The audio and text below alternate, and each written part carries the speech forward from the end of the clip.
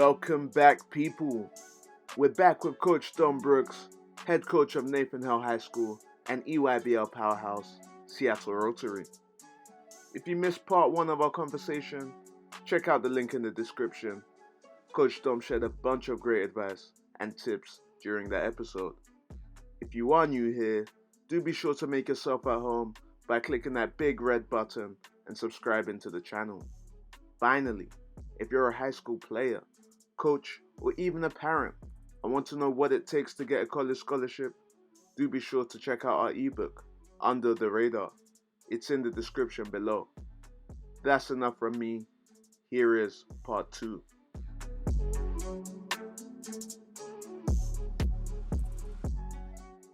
Yeah, you're doing some great things with Brooks Scouting Report.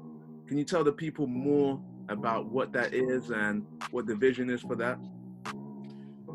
Brooks Scouting Report is the premier scouting service in Washington State, and the fact that we highlight players, coaches, events. We're really there showcasing the best that Washington basketball has to offer. We cover from freshmen, so classes of 2024, all the way up to junior college sophomores that play in the NWAC, which is the Northwest Conference of Champions, which is our local NWAC conference. And really what we aim to do is not only highlight and showcase the elite players that we have in the state that everyone knows about and that I coach at the Rotary, but we're there to really shine light on other players that are scholarship-worthy players as well that may not be getting the exposure or may not have the platform. Brooks Scouting Report is even expanding more than I thought it would already. Now we're currently have contracts with people in 5 different countries that are sending us player profiles daily, we're adding to our recruiting sheet monthly and into our database to help create visibility for international prospects that are trying to make the jump, whether that's to the collegiate level, Division I, Division II, Division III, NAIA, junior college, NWAC, even to now talking to high school prospects that are trying to make the high school jump into the high schools and specifically for me in high schools in the West Coast, and prep programs in the West Coast. That's amazing, man. That's honestly inspiring to hear. Similar to what I do in terms of shedding light on the under the radar prospects. You know, those guys that don't get the spotlight that they need, and also offering guidance every step of the way is so critical in important stages of their high school careers and collegiate careers as well. And you know, in the current climate, you know, with the whole COVID situation and players getting an extra year of eligibility, what advice would you give to high school seniors or post-grad students that are trying to fight for those few spots that are left next fall?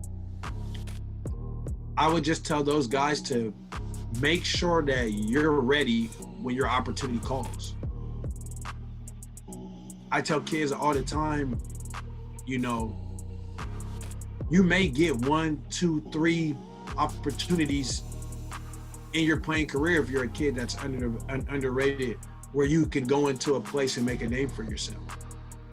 So just like I would tell a guy that's in the NBA, you may not play for 20 games straight, but on the 21st game, we need you to check in. We expect you to be ready. And I think for kids, sometimes they get lost in social media and thinking, man, I need to have more highlights. No, you just need to be developed and ready to showcase when it's time to showcase. If I'm a kid I'm getting recruited by Division IIs, all Division IIs, I'm not going to confuse myself and be like, hey, no one knows what they're talking about. I'm a Division I player. I can say, hey, I'm a Division I talent. I know that. But right now, my recruitment says I'm a Division II player. Don't be so caught up in the names of the schools and what you see on TV.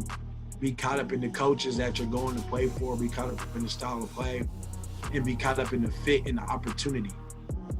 If the fit matches the opportunity, then no matter where you're at, you're going to have an opportunity for success. Now, awesome stuff, man. Let's get into some of these questions asked by the followers. What's the best way to get in touch with AAU coaches in hopes of making a team, specifically if you're from the UK or internationally? I'll give a little bit of background information for people abroad that may not know this, or people watching that may not know.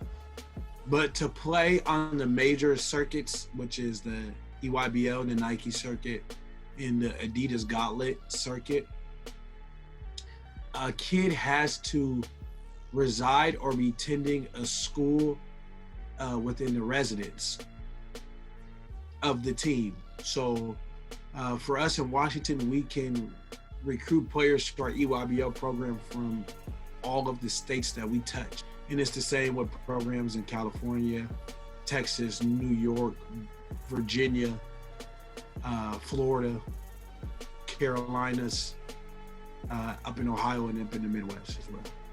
For players hoping to reach out to high school, AAU programs that are not in the circuit or not currently under those guidelines, I think the best thing for you to do is to call or text, but then to also follow up with a highlight of what you do best, and then some contact information for them to be able to get back to you. For AAU coaches, timeline is everything. AAU is such a short season, it's not 10 months like high school. So plans start for AAU 3 months before the ball even tips. Sean World _ asks, do you have any tips for shorter guards? I'm not the biggest point guard in the world, Sean, either. But my advice for smaller guards is be a dog. And when I say that, simply meaning be a person that fights for every inch on the court. You may not be the biggest or strongest, but make the guy who's ever you're up against fight for every inch, which means you're going to probably be guarding 94 feet. You're going to be up in his chest. You're going to be a guy that's going to be ball handling 94 feet, putting pressure on defenses all the time, and then being able to be a leader, vocal leader on the court, and being able to play and make other people better around you. I think those are the first things that stand out to me with smaller guards is, hey, can he compete? Can he guard? Is he a leader? And can he run my team and make other people around him better? That boy Cash _ asks, how important is it to play in live period tournaments? Cash, that boy. We talked about it a little bit earlier. Live period events are everything. And so earlier we mentioned the development stage and the showcase stage. When you hit the live events, you are immediately elevated to the showcase stage.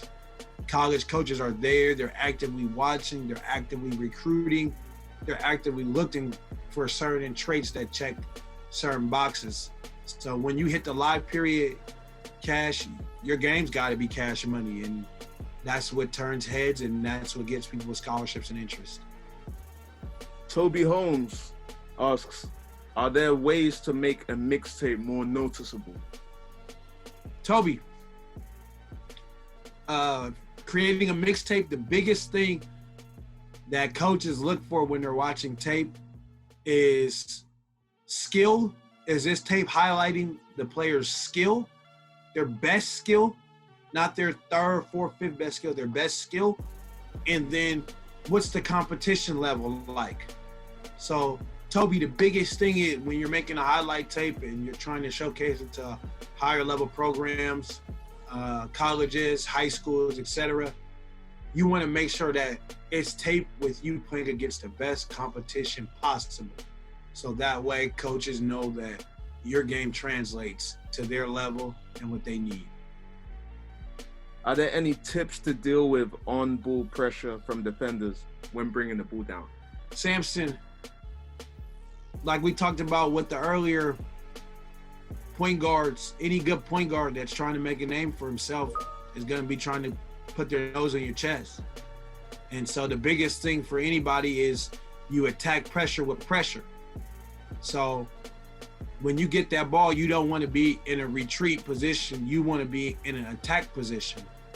And so as pressure comes on you, you want to apply pressure with your dribble and attack him.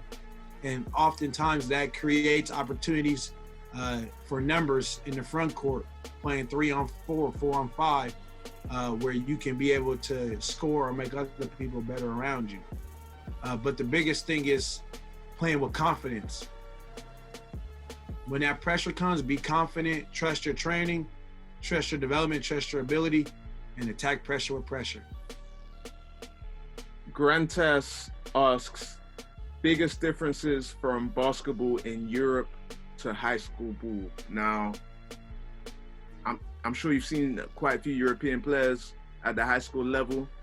What would you say they particularly struggle with, or the biggest thing they have to adjust to for U.S. high school ball? Like any player making a jump anywhere, you know, people talk about Luka Doncic as well, and even he went through a transitional period. It was brief, but it was still a transitional period. And the first thing that is the speed of the game. In America, we play so much faster and we play so much freer that there's actually going to be more people putting the ball on the ground, doing things and making decisions, that it also, the speed of the game also takes a little bit of time to catch up on both ends, offensively and defensively, for players. And the transition is going to be also the athleticism of the players. Now, coming to America, you may be used to getting by and a guy's sliding over with his hands up or trying to take a charge, but in America, there's guys that go up and block it. There's guys that tip it from the back once you get by. There's guys that slide over and have the athleticism to be able to cover that space and cover that ground and react. And so, again, the speed and the athleticism for players right away is usually the toughest things that they have to grasp, is that the game is not as conventional as they're used to. Just Eli 11 asks, any key moves and advice for taller guards? In this day and age, everybody loves big guards. I love big guards. College love big guards. The NBA love big guards. Biggest thing with big guards is being able to get your hips loose.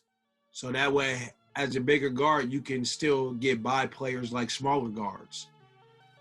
And then, hey, still being able to, as a bigger guard, play with more pace. Because you have the size advantage, so you don't have to be playing as fast as a smaller guard. You can have the time and the pace and the patience to pick your spots to be able to use your size to your advantage. Gary Payton, he was a bigger point guard at 6'3". He was the first person to elevate the GP back down. Players would pressure him full court, and instead of dancing with the ball, he would just back them down. And to this day, players still use that and as an effective tool to set up offense, to initiate offenses, and then two, to have some ability to even post in the mid and the low post areas to create advantages. So as a big guard, you already have the advantage, just finding a way to use it. How to use my athleticism in game situations? Great question. One of the great players to watch, not only in this decade, but especially in this era, is to watch guys like Dwayne Wade and watch how they move off the ball. I think having athleticism is a big tool in basketball, but like you said, Dari, how you use it is what makes it effective. you want to be a guy that's not standing on the perimeter, but slashing to the basket. So Dwayne Wade does a great job, even in Miami. When you seen LeBron James drive to the hoop, he would cut to the hoop. And that allowed him to be able to showcase his athleticism by being able to catch and just finish. And as you know as well as a coach, all coaches love defensive, high energy, rebounding players as well.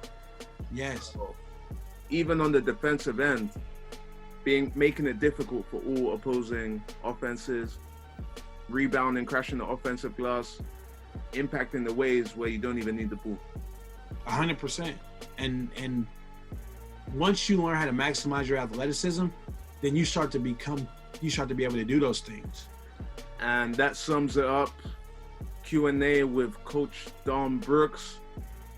Thank you so much for coming on once again, man. I learned so much.